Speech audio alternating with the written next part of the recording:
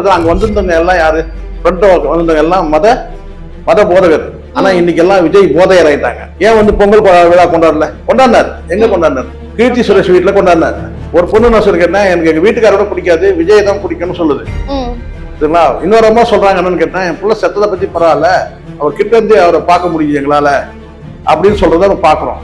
இப்படி நிறைய வந்து தற்கொலைகள், அதனாலதான் சொல்றேன், தற்கொலைகள்னு ஒரு இனமே உருவாகிட்டு இருக்கு தமிழ்நாட்டுல. விஜய்க்கு வந்து வாக்களிச்சாங்கன்னா அது 70 ஆண்டு காலத்துக்கு பின்னோக்கி தமிழ்நாடு போகக்கூடிய அந்த வாய்ப்பு இருக்கு. பல ஆய்வுகள் நடக்குது. ஆய்வுபூர்வமா சொல்றேன், அறிவுபூர்வமா சொல்றேன். விஜய் வந்து தீய அரசியல் வந்து தீய சக்தி. நான்காம் தூண் நேயர்களுக்கு வணக்கம். இன்னைக்கு டிவிகே தலைவர் விஜய் அவர்கள் பாத்தீங்கன்னா கிறிஸ்துமஸ்க்காக ஒரு செலிப்ரேஷன் நடத்திருக்காரு. இந்த செலிப்ரேஷனோட நோக்கம் என்ன, இது எல்லாத்த பத்தியுமே ஜேர்னலிஸ்ட் சேக்வரா கிட்ட பேசலாம் வாங்க. வணக்கம் சார். வணக்கம் சார். என்னைக்கோ இல்லாம பாத்தீங்கன்னா வந்து தளபதி விஜய் அவர்கள் வந்து டிவிகே கட்சியில கிறிஸ்துமஸ் கொண்டாட்டம் சொல்லி ஒரு ஈவெண்ட் பண்ணிருக்காங்க. சோ இந்து பண்டிகை வந்து போயிருக்கு, அது என்ன ஸ்பெசிபிக்கா கிறிஸ்துமஸ்? அவர் திரும்ப கிறிஸ்டினா மாறுறாரா? கேட்டா அதுதான் சொல்லிட்டார்ல அவரு, மதசார்பற்ற சமூக நீதி அப்படின்னு ஒரு டைலாக் சொல்லிருக்காருல்ல. ஆமா, ஃபர்ஸ்ட் ஸ்டார்டிங்ல சொல்லிறாரு. மதசார்பற்ற சமூக நீதி, மத சார்புள்ள சமூக நீதி இருக்கான்னு சொல்லி சீமான் கேட்டாரு. ஞாபகம் இருக்கா உங்களுக்கு? மதசார்பற்ற சமூக நீதினா இது என்னதுன்னு கேக்குறதா? ஒரு மத சார்பு நடக்குது. எப்படிதான் வந்து அங்க வந்திருந்தவங்க எல்லாம் யாரு ஃப்ரண்ட் வந்திருந்தவங்க எல்லாம் மத போதகர். ஆனா இன்னைக்கு எல்லாம் விஜய் போதையர் ஆயிட்டாங்க. கரெக்டா? ஆமா. அந்த போதை வரதுக்கான காரணம் என்ன சார்? ஒரு விஷயம் நல்லா தெரிஞ்சுங்க. இப்ப தேர்தல் நேரம் வருது. ஃபர்ஸ்ட் முதல்ல புரிஞ்சுங்க, தேர்தல் நேரம், படம் ஓடணும். ஆமா, ஜனநாயகன் படம் ஓடணும், தேர்தல் நேரம். அப்ப இருக்கிற எல்லாரையும் கவர் பண்ணுங்கன்றதுதான். எல்லாரையும் வந்து கவர்ந்துக்கணும். இப்ப பொங்கல் கொண்டாடவே இல்ல. பொங்கல் விழா கொண்டாடினாரா? இல்ல. பொங்கல் விழா கொண்டாட தீபாவளி கொண்டாடினாரா? இல்ல. அப்போ கரூர் இஷ்யூ வந்துச்சு. கரூர் இஷ்யூ அதெல்லாம் அந்த கதைலாம் கிடையாது. எப்படின்னா பொங்கல் வந்து கரூர் நிகழ்ச்சி இருந்தா, பொங்கல் வந்து ஜனவரி தானே வந்துச்சு. ஜனவரியில வந்துச்சு. இப்ப டிசம்பர்ல பண்றாருல, கட்சி தொடங்கி 2 வருஷம் ஆகுது இல்ல. ஏன் வந்து பொங்கல் விழா கொண்டாடல? கொண்டாடினார். எங்க கொண்டாடினார்? கீர்த்தி சுரேஷ் வீட்டுல கொண்டாடினார். கல்யாணத்துக்கு போனாரு. கல்யாணத்துக்கு போயிட்டு வந்து கீர்த்தி சுரேஷ் தலை பொங்கலுக்கு வந்து போனார். நீங்க பாக்கல சரியா? பொங்கல் கொண்டாடினாரு. மக்களுக்கு கொஞ்சம் இன்னும் நெருக்கமாயிட்டாருல அரசியல் உள்ள வந்து. அப்ப நெருக்கமானா ஒரு மாதிரி, நெருக்கம் இல்லைன்னா ஒரு மாதிரியா? இப்பதான் நெருக்கமானாரா? இவரு 8 வயசுல இருந்து நடிக்கிறாருல்ல, அப்பெல்லாம் நெருக்கமா இல்லையா? நல்லா பாரபட்சம் பாருங்க.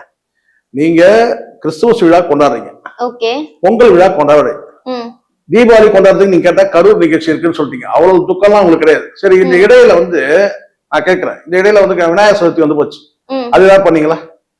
தமிழ் வருடப்பிறப்பு வந்துச்சு, அதுதான் பண்ணீங்களா? கிருஷ்ண ஜெயந்தி வச்சு ஏதாவது பண்ணீங்களா? அடுத்த வருஷம் பண்ணலாம்ல சார் பொங்கல். அடுத்த வருஷம் பண்றதுலாம் அது நீங்க கேட்டு சொல்லுங்க அதுக்கப்புறம். சரிங்களா? அடுத்த வருஷம் எங்க இருக்கிறதுன்னு தெரியாது. முதல்ல தேர்தல் படம் பிளாப் ஆச்சுன்னா என்ன பண்ணுவாரு? தேர்தல் படமும் ஜனநாயகம் படம் பிளாப் ஆச்சுன்னா எந்த நாட்டுல இருப்பாரு, எங்க இருப்பாரு சொல்ல முடியாது இல்ல. ஏன்னா உண்மை. இப்ப தேர்தல் வந்துருச்சு, அடிக்கடி வெளியில வராரு, மக்களை சந்திக்கிறாரு, ஏதோ ஒரு வகையில வந்து கிறிஸ்துமஸ் விழா கொண்டாடுறாரு, ரைட், ஓகே. அடுத்து நியூ இயர் புத்தாண்டு விழா கூட கொண்டாடுவாரு. அதெல்லாம் பண்ணட்டும். படம் ஃபிளாப் ஆகும்னு சொல்லி எதை வச்சு சொல்றீங்க சார்? படம் ஃபிளாப் ஆகிறதுக்கான வாய்ப்பு நிறைய இருக்குல்லம்மா. திரைப்படம் தானே கேக்குறீங்க, தேர்தல் படமா? இல்ல, விஜய் படம் அப்படினாலுமே அது ஃபிளாப் லிஸ்ட்ல வராது. இந்த 2 படம் ரிலீஸ் ஆகுது இல்ல. ஜனநாயகம். ஜனநாயகம் நீங்க எதை சொல்றீங்க? அது எலெக்ஷன் படம். ஓகே, எலெக்ஷன் படம். என்ன தேர்தல் படமா? தேர்தல் எலெக்ஷன் நிக்கிறாருல அவரு, அந்த அதுவும் ஒரு படம் தானே. இப்ப சீன் தானே ஓடிட்டு இருக்காரு. ஓகே, ஆமா, ஃபுல்லா இப்ப சீன் தானே ஓடிட்டு இருக்காரு. அது ஜனநாயகம் படம் ரிலீஸ் ஆகும் போது வந்து பாத்தீங்கன்னா பராசக்தி ரிலீஸ் ஆகுது. வந்து இன்னொரு செய்தி உங்களுக்கு சொல்லிடுறாங்க, மங்காத்தா பேசிட்டு இருக்காங்க, ரிலீஸ் பண்ண போறாங்க, ரீ ரிலீஸ். அதுக்கப்புறம் வந்து ரஜினி படம் ஏதாவது வரலாம், புது படங்கள் ஏதாவது வரலாம் இல்லையா? இது விஜயோட படம் வந்து ஃபிளாப் நம்ம சொல்ல முடியாது இல்ல சார். விஜயோட படம் எங்க ஹிட் ஆயிருமோன்னு பயத்துல மத்தவங்க வந்து படத்தை ரிலீஸ் பண்றாங்க. மொத்தம் வந்து பாத்தீங்கன்னா தோராயமா 69 படம் வச்சிருக்காரு. ஓகே, பாதி படம் வந்து பாத்தீங்கன்னா ஃபிளாப் ஆயிருக்கு. மொத்த படமும் வந்து பாத்தீங்கன்னா வந்து ஹிட் ஆயிருக்குன்னு வச்சுக்கோங்க, பேச்சுக்கு சொல்றேன். மொத்தமா வெற்றி படம்னு வச்சுங்க. அந்த வெற்றி படத்தை தயாரிப்பாளர் அடுத்த படம் ஏதாவது தயாரிச்சிருக்காங்களா? பல பேர் வந்து தலைமுறை போயிட்டாங்க, தொழிலை விட்டு. பல பேர் செத்தே போயிட்டாங்க. பல பேர் எங்க இருக்கிறாங்கன்னு தெரியாம போயிட்டாங்க. ஓகே, யார் சார் அந்த தெரியாம போனவங்க? தயாரிப்பாளர் சொல்றேன், யாரெல்லாம் எல்லாருமே சொல்றேன். ஓகே, 69 படம் சொல்லிட்டேன். அதாவது ஒரு படத்தை சொல்லுங்க, இந்த படம் வெற்றி இருக்குமா ஓடிச்சு, அடுத்து நான் அவரை வச்சு படம் எடுக்கிறேன்னு சொல்லுங்க. அவர் படம் வச்சு எடுத்தவங்க பாத்தீங்கன்னா சன் பிக்சர் சர்க்காரி படம் அவுட் ஆயிடுச்சு தெரியும் நினைக்கிறேன். ஆமா. சோ தயாரிப்பாளர்கள் எல்லாம் வந்து பாத்தீங்கன்னா ஸ்ட்ரென்த்தானவங்க இருக்கிறாங்க, படம் எடுக்காம இருக்கிறாங்க. சில பேர் வந்து காணாம போயிட்டாங்க, சில பேர் செத்தே போயிட்டாங்க. ரஜினிக்கு யாராவது ஒருத்தர் சொல்ல முடியுமா?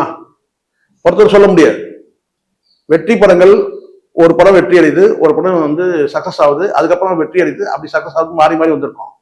ரஜினி கெரியர்ல வந்து 172 படம் சொன்னா ஒரு 10 படம் சொல்ல முடியும். அதுக்குள்ள பாத்தீங்கன்னா வந்து நஷ்டமாகாது. நல்லா புரிஞ்சுங்க. படம் வந்து பாத்தீங்கன்னா வந்து நஷ்டமாகாத அளவுக்கு வந்து தயாரிப்பாளருக்கு கையில வந்து ஒப்பேத்திடுவாங்க. விஜய் அப்படி கிடையாது. ஒருத்தர் செத்தே போயிட்டாரு, காணாம போயிட்டாங்க, நிறைய கதைகள் இருக்கு. படம் எடுத்தவங்க மீண்டும் வந்து படம் எடுத்து வந்து பாத்தீங்கன்னா வந்து விஜய் வச்சு படம் எடுக்க வரவே இல்லை. ஏன்? வேட்டைக்காரன் ஏவிஎம் படம் தானே. ஏவிஎம் சரவணன் இறந்து போயிட்டார்ல, அதுக்கு சொல்லணும், அதுக்கு டெத்துக்கு வரலன்னு சொல்றேன். ஏன் அங்க டெத்துக்கு வந்தாக்கா பல தயாரிப்பாளர் வருவாங்கல்ல, இந்த பாவியை வச்சு படம் எடுத்து நான் நஷ்டமாயிடும் சொல்லுவாங்கல்ல. ரஜினி தைரியமா போனாரா? ரஜினி தைரியமா போனாரு. எப்படி எந்த தைரியத்தை போனாரு? மேபி விஜய்க்கு ஏதாச்சும் வேலை இருந்திருக்கலாம் சார். விஜயோட படம் எப்படி ஃபிளாப் ஆகும்? நீங்க எந்த டெத்துக்கு நீங்க போயிருக்கீங்க? விஜய்க்கு வேலை இருக்கு சொல்லுங்க. அவர் எப்ப வேலை இல்லையா அப்போ சாவாங்க சினிமால இருக்கவங்க? நீங்களே சொல்லுங்க. வெளியூர்ல இருங்க. அப்ப சாகும் போது என்ன செய்யணும்? லெட்டர் போன் பண்ணி கேட்கணும், என்னன்னு சார் நான் வெள்ளிக்கிழமை சாகலான்னு இருக்கிறேன், நீங்க ஊர்ல இருப்பீங்களா? என்னவா நீங்க சொன்னா எப்படிமா? சரி, ஓகே. எந்த டெத்துக்கும் போற விஜய்க்கு வந்து இயல்பா நீங்க கேளுங்க, ஏன் போற டெத்துக்கு ஏன் போறன்னு கேட்டீங்கன்னா நான் பதில் சொல்லுவேன். விஜய்க்கு வந்து பொதுவா வந்து டெட் பாடிகளை பார்த்தா பயம். அப்படின்னு பார்த்தா நிறைய டெத்துக்கு போயிருக்காரே சார் அவரு. எந்த டெத்துக்கு போன சொல்லுங்க? கருணாநிதி அவங்க, ஜெயலலிதா. என்னமா நீங்க விஜயகாந்த் கூட போனாருமா? நான் இல்லன்னு சொல்லமா. விஜயகாந்த் கூட போனாரு. பெரிய கூட்டம் இருக்கும்போது பாத்தீங்கன்னா வந்து அந்த கூட்டத்துல வந்து போயிட்டு வந்துருவாரு. ஓகே. ஆனா தனிப்பட்ட முறையில வந்து பாத்தீங்கன்னா கூட்டம் குறைவா இருக்கு, இந்த மாதிரி ஆளே இல்லன்னா அங்க போறதுக்கு கொஞ்சம் பயம் இருக்கு. டெட் பாடி பார்த்தா பயம். வீடு பக்கத்துல ஏதாவது டெத் இருந்துச்சு, இல்லன்னா வந்து பனையூர்லயே ஏதாவது ஒரு டெத்துனா அங்க போயிடுவாரு. அப்ப தைரியமா போயிடுவாரு. டெத்துக்கு போயிட்டு வரும்போது என்ன ஆயிடும்ன்றது ஒரு சென்டிமெண்டா ஒரு பயம். பக்கத்துல இருக்கணும், ஏதாவது டிஸ்டன்ஸ். பனையூர்லயே பக்கத்துல யாராவது சாகணும்னா அப்படி பக்கத்துல வந்து அந்த தெருவுலயே போயிட்டு செத்தாங்கன்னா அப்ப போயிட்டு வந்துருவாரு. கவுண்டமணி வந்து அவங்க வீட்டுல இருந்தாங்க, அவங்க ஒய்ஃப் இருந்தாங்க, பக்கத்து வீடே போயிட்டு வந்தாரு. அவர் முதலமைச்சரான எதுவுமே பண்ண மாட்டாரு நீங்க நினைக்கிறீங்க? நிச்சயமா பண்ண மாட்டாரு. எல்லாம் தருதலைகளா ஆயிடும். தமிழ்நாடு முழுவதும் தற்கூரின்னு ஒரு இனம் உருவாயிடும் தனியா. இப்ப டிஎம்கேல மட்டும் முதலமைச்சர் இப்ப டிஎம்கேல மட்டும் என்ன பண்ணிருக்காங்க? என்ன பிரச்சனை சொல்லுங்க? 1000 ரூபாய் வாங்கிட்டு இருக்காங்க, அது 3000 வாங்க. 1000 ரூபாய் போதுமா சார் ஒரு மாசம்? 1000 ரூபாய். அதுக்காக நான் ஒரு வீட்டுக்கு வந்து பாத்தீங்கன்னா வந்து ஒரு 30,000 தர முடியுமா வீட்டுக்கு? 1000 ரூபாய் வேண்டாம், ஒரு மாசம் 10,000 ரூபாய் கொடுக்கணும். 10,000 ரூபாய் எதுக்குன்னு கேக்குறேன். 10,000 ரூபாய் சார் ஒரு மல்லிகை சம்பளம் கூட வந்து ஏன் வேலை செய்து சம்பளம் வாங்க மாட்டீங்களா? அப்ப எதுக்கு அந்த 1000 ரூபாய் கூட? 1000 ரூபாய் எதுக்கு? யாரு கொடுக்குறாங்க முதல்ல சொல்லுங்க. பெண்களுக்கு கொடுக்குறாங்க. எந்த பெண்களுக்கு? வயதானவங்களுக்கு, வயதான பாட்டிமார்களுக்கு, இவங்க வீட்டுல இருக்கிற வந்து விதவைமார்களுக்கு, அவங்களுக்கு கையில வந்து பாத்தீங்கன்னா ஒரு நாளைக்கு ஒரு 30 ரூபான்ற அந்த வீதம், ஒரு நாளைக்கு ஒரு 10 ரூபாய் 20 ரூபாய் கூட ஒருத்தர்கிட்ட போய் யார்கிட்டயும் வந்து யாசகம் கேட்டக்கூடாதுன்றதுக்காக கருணை அடிப்படையில அந்த 1000 ரூபாய் கொடுக்கறது ஒண்ணு. ரெண்டாவது வந்து பாத்தீங்கன்னா வந்து ஒவ்வொருத்தருக்கும் 10,000 ரூபாய் கொடுக்கறதுக்கு கஜானா பணம் கிடையாது, இருந்தா கொடுப்பாங்க. அது 1000 ரூபாய் கொடுக்கறது. அதெல்லாம் கேளுங்க, யாரையும் நல்லா புரிஞ்சுங்க. யாரையும் வந்து பாத்தீங்கன்னா ஒருத்தர் போய் சார்ந்து வாழக்கூடாது. ஒரு சின்ன செலவு கூட வந்து பாத்தீங்கன்னா ஏதோ ஒரு அவங்களுக்கு தேவையான ஒரு பூர்த்தி செய்யறதுக்காக போய் யாரையும் கையேற்ற கூடாதுன்றதுக்காக கொடுக்குறது அந்த 1000 ரூபாய். அதுக்கு பிறகு வந்து பஸ்ல வந்து பாத்தீங்கன்னா வேலை செஞ்சுட்டு வராங்க மக்கள். வந்து பாத்தீங்கன்னா அதுல வந்து பெண்கள் வந்து பாத்தீங்கன்னா வந்து பஸ் செலவுக்கோ அல்லது வந்து சொந்தக்காரங்க யாரோ பார்க்கணும், அம்மா பார்க்க போகணும், அப்பா பார்க்க போகணும், ஏதோ உங்களுக்கு கட்டினா அந்த பஸ்ல வந்து பாத்தீங்கன்னா வந்து பஸ் கட்டணம் கொடுக்க முடியாத ஒரு சூழ்நிலை இருக்கு. பஸ் பாஸுக்கே வந்து வாங்குற சம்பளத்துல வந்து ஒரு பெரும் பகுதி கொடுக்க வேண்டியதா இருக்கு. அப்படின்னும் போது பாத்தீங்கன்னா அந்த பஸ்ல வந்து பாத்தீங்கன்னா இலவச பயணம். இருங்க முதல்ல முடிச்சிட ஒண்ணுன்னா உங்களுக்கு கேட்டீங்கல்ல, இதெல்லாம் ஏதோ நான் திமுக காரன்றதுக்காக நான் பேசுறேன் அப்படின்னு நினைச்சிட போறீங்க. நான் திமுக காரன் கிடையாது, அதை டிக்ளேர் பண்ணி நான் சொல்றேன் கிடையாது, எந்த கட்சியும் நான் கிடையாது. இது ஒண்ணு. அதுக்கு பிறகு வந்து பாத்தீங்கன்னா ஸ்கூல்ல வந்து பிள்ளைகளுக்கு காலையில பசி நேரத்துல சாப்பிடாம ஸ்கூலுக்கு வந்துட்டாங்கன்னா குழந்தைங்களுக்கு பசிக்குமேன்றதுக்காக மதிய உணவுன்றதை வந்து காலையிலையும் சேர்த்து கொடுக்குறாங்க. மார்னிங் வந்து பாத்தீங்கன்னா எந்த ஸ்டேட்லயும் அது கிடையவே கிடையாது, உலகத்துல எங்கேயும் கிடையாது. இங்க மட்டும்தான் காலையில பிள்ளைகள் படிக்க வரும்போதே வந்து பாத்தீங்கன்னா வந்து டிஃபன் சாப்பிட்டு வந்து வேலை செய்யறது, சாரி படிக்க வரணுன்றதுக்காக கொடுக்குறது. இப்படி இன்னும் பல திட்டங்கள் சொல்லிட்டே போலாம். இன்னைக்கு வந்து பெண் குழந்தைங்க ஸ்கூல்ல வந்து பாத்தீங்கன்னா 2 அதாவது சைக்காலஜிஸ்ட் வந்து கம்பல்சரி ஸ்கூலுக்கு போறாங்க. அங்க ஸ்கூல்ல என்ன பிரச்சனை இருந்தாலும் சரி, வீட்டுல என்ன பிரச்சனை அந்த பிள்ளைகள் வந்து பார்த்தீங்கன்னா அந்த சைக்காலஜிஸ்ட் கிட்ட வந்து சொல்ல முடியும், தங்களுடைய பிரச்சனையை சொல்ல முடியும். இது பெண் குழந்தைகளுக்கு அப் டு அந்த 6th இருந்து +2 வரைக்கும் படிக்கிற பிள்ளைகளுக்கு, இந்த டீனேஜ்ல இருக்கிற பிள்ளைகளுக்கு.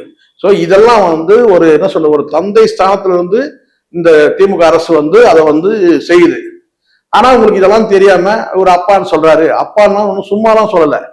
ஆனா இங்க எப்படி இருக்குன்னு பாருங்க. அப்படியே இதை விட்டுட்டு நேரா இங்க வாங்க. ஒரு பொண்ணு சொல்லுது, நான் 2 மாசம் நான் கர்ப்பமா இருக்கிறேன், நான் விஜயை பார்க்க ஓடி வந்தேன்னு சொல்லுது. ஒரு பொண்ணு வீட்டுல ஓட்டு போடலன்னா, எங்க வீட்டு குடும்பத்துல ஓட்டு போடலாம் விஷம் வச்சு கொண்டுடுன்னு சொல்லுது. ஒரு பொண்ணு நான் சொல்லிருக்கேன், எனக்கு எங்க வீட்டுக்காரோட பிடிக்காது, விஜய் தான் பிடிக்கும்னு சொல்லுது. சரிங்களா? இன்னொரு அம்மா சொல்றாங்க என்னன்னு கேட்டேன், என் பிள்ளை செத்ததை பத்தி பரவாயில்ல, அவர் கிட்ட இருந்து அவரை பார்க்க முடியுது எங்களால அப்படின்னு சொல்றத நம்ம பாக்குறோம். இப்படி நிறைய வந்து தற்கொலைகள், அதனாலதான் சொல்றேன், தற்கொலைகள்னு ஒரு இனமே உருவாகிட்டு இருக்கு தமிழ்நாட்டுல. மிக ஆபத்தான ஒரு தலைவராக தான் விஜய் இருக்கிறாரு. இதெல்லாம் சரின்னு நீங்க சொல்லுங்க பாக்கலாம். நீங்களும் உங்க சக வயது பொண்ணு தானே சொல்லுதுங்க எல்லாம். இதெல்லாம் சரியா? ஓட்டு போடலன்னா நான் விஷம் வச்சு கொள்வேன், 2 மாதம் கர்ப்பமா இருக்கிறேன், நான் வந்திருக்கேன், ஐசியூ என் பிள்ளைய விட்டுட்டு நான் பார்க்க வந்தேன், விஜய் பார்க்க வந்தேன். இதெல்லாம் என்ன மாதிரியான மனநிலை? அப்ப எங்க போச்சு அறிவு? அப்போ முழுக்க முழுக்க தற்கொலைகள். அந்த தற்கொலைகள் லிஸ்ட்ல வந்து நாம போகக்கூடாது. அது நானா இருந்தாலும் சரி, நீங்களா இருந்தாலும் சரி, இந்த காணொலி பார்க்குற அத்தனை பேரும் கேட்டா அந்த இனத்துல சேரக்கூடாது. இது புதுசா ஒரு இனம், புரியுங்களா? ஒருத்தன் வந்து நான் செய்யறான், வந்து காவல்துறை அதிகாரி வந்து தடுக்கிறாரு, அவர் கையை பிடிச்சி கடிக்கிறான். ஒருத்தன் என்ன செய்யறான், நேரா வந்து டவர் மேல ஏறிட்டு கேட்டா இறங்க சொல்லு. அது செட்டிங்கா அவர் பண்ணது, அதுவே ஒரு செட்டிங் பண்ணதுதான். கண்ணிய குறைவான வந்து வார்த்தையெல்லாம் பேசாதீங்க, ஒரு அறிக்கை, ஒரு அட்வைஸ் ஏதாவது பண்ணாரா? இல்ல, இது வரைக்கும் எதுவும் பண்ணவே இல்லை. அப்போ எப்படி புரியுதுங்களா? நான் சொல்றேன் இதெல்லாம் வந்து அதனாலதான் சொல்றேன், தமிழ்நாட்டுல தற்கொலைகள் தற்கொலைகளுக்கு ஒரு தனி இனமே உருவாயிட்டு இருக்கு. அதனால வந்து அதை தடுக்கிறது வந்து எல்லாருடைய கடமை, மீடியாக்களுடைய கடமை. விஜய் வந்து அரசியல்வாதி ஆக்குனா இன்னும் என்ன நிலைமை ஆகும் பொறுத்து வந்து பாருங்க. ஓகே சார், நீங்க சொன்ன மாதிரி விஜய் அரசியல் வந்து தவறானது, தவறாக வந்து எல்லாருக்கும் வந்து தவறான ஒரு எக்ஸாம்பிள்னே நம்ம வச்சுக்கலாமே. அதுக்காக வந்து இப்ப டிஎம்கே கட்சியில எல்லா மக்களுமே கஷ்டப்படுறாங்க. பாருங்க, ஆப்ஷன் தான் சொல்லுங்க. டிஎம்கே இல்ல, டிஎம்கே கடந்த 70 ஆண்டு காலத்துல நீங்க டிஎம்கே ஓட்டு போட்டீங்களா? அடுத்த ஆப்ஷன் ஏடிஎம்கே போட்டீங்கல்ல? அது டிஎம்கே போடுங்க, ஏடிஎம்கே போடுங்க, ஏடிஎம்கே போடுங்க, டிஎம்கே போடுங்க, இல்ல மாத்தி மாத்தி போடுங்க, இல்ல வேற கட்சிக்கு போடுங்க, நாம் தமிழர் போடுங்க, நாம் தமிழர் போடுங்க. 2 கட்சி வேணா நினைக்கிறீங்களா? அடுத்த ஆப்ஷன் நாம் தமிழர் போடுங்க. 15 வருஷமா அடித்தொண்டை வச்சு கத்துறாங்கல்ல, கத்துறாருல்ல சீமான், அவருக்கு போடுங்க. விஜய்க்கு தான் போடுவான்னு சொன்னா வந்து பார்த்தா அதுதான் அடிப்படை அறிவியல் பாருங்க. விஜய்க்கு அடிப்படை அறிவியல் தெரிஞ்சிச்சு, பேசக்கூடிய பேச்சுக்கள் இருந்து. கூட இருக்க தலைவர்களும் அப்படிதான் பேசுறாங்க, தொண்டர்களும் வந்து பார்த்தா வந்து எல்லாமே அறிவில்லாத ஒரு கூட்டத்துக்கு வந்து நீங்க வந்து நான் வந்து ஓட்டு போடுன்னு சொன்னா அப்ப என்ன ஆகும்னு பாத்துங்க. எதிர்காலம் வந்து தமிழ்நாடு எந்த லெவலுக்கு போகும்? 70 ஆண்டு காலம் பின்னோக்கி போயிடும் தமிழ்நாடு. விஜய்க்கு வந்து வாக்களிச்சாங்கன்னா அது 70 ஆண்டு காலத்துக்கு பின்னோக்கி தமிழ்நாடு போகக்கூடிய அந்த வாய்ப்பு இருக்கு. பல ஆய்வுகள் நடக்குது, விஜயோட ரசிகர்களை மையப்படுத்தி பல ஆய்வுகள் நடந்துட்டு இருக்கு. அந்த ஆய்வுகள் ரிப்போர்ட்லாம் வந்து பாத்தீங்கன்னா ஜனவரியில வரும். ஆமா, இந்த தொண்டர்கள் வந்து இப்ப எல்லாரும் ஆச்சரியமா இருக்குல்ல, இல்லைன்னா இப்படி சொல்லுவாங்களா என்னன்னு கேட்டா, நான் விஷம் வச்சு கொண்டுடுவேன் ஓட்டு போடுறேன் என் குடும்பத்துல இருக்கவங்களுக்கு. பல குடும்பங்கள்ல ஒரு பொண்ணு சொல்லுது, எங்க வீட்டுக்காரர் டிஎம்கே நான் டைவர்ஸ் பண்ண போறேன்னு சொல்லுது. அப்ப என்ன ஆகும்? குடும்ப வாழ்க்கை முறை சிதைஞ்சிடும். விஜய்க்கு வந்து விஜய் அரசியல் கட்சியா உருவாகிறது குடும்ப வாழ்க்கை முறை சிதையுது. அந்த இளைஞருடைய கல்ச்சர் இருக்குல்ல, அந்த படிப்பறிவோட வளரக்கூடிய அந்த இளைஞர்கள் எல்லாம் வந்து பாத்தீங்கன்னா வந்து படிப்பறிவற்று போயிடுறான். அந்த பேசக்கூடிய பசங்க எல்லாம் வந்து படிச்ச பசங்களாவும் தெரியுறாங்க. அப்ப எப்படி இதை பேச வைக்குது? அப்போ ஒரு வகை போதையா இருக்குமா இது அப்படின்னு ஒரு கேட்டா வந்து இருக்கு. இன்னைக்கு வந்து மத போதகர்கள் வந்து பேசுறாங்க, அவங்க விஜய் போதையர் மாதிரி பேசுறாங்க. ஸோ அதனால அரசியல் வந்து என்ன சொன்னாக்கா, அரசியல் தீய சக்தி தான் அது விஜய் தான். எனக்கு தெரிஞ்சு நான் சொல்றேன், ஆய்வுபூர்வமா சொல்றேன், அறிவுபூர்வமா சொல்றேன். விஜய் வந்து அரசியல் வந்து தீய சக்தி.